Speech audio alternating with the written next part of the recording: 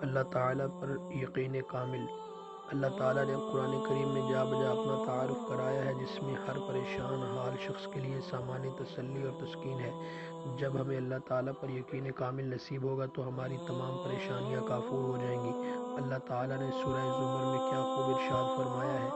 ترجمہ: کیا اللہ تعالیٰ اپنے بندوں کو کافی نہیں؟ ہمیں اللہ تعالیٰ کی کفایت پر یقین کامل نصیب ہو جائے، آمین۔ وہی ہمارا کارساز ہے، اور دنیا اور آخرت کا کوئی ایسا مسئلہ نہیں جو اس کی دسترس اور قدرت سے باہر ہو۔ حدیث شریف میں ہے، جس کا ترجمہ ہے: جو اللہ کا ہو گیا اللہ اس کا ہو گیا۔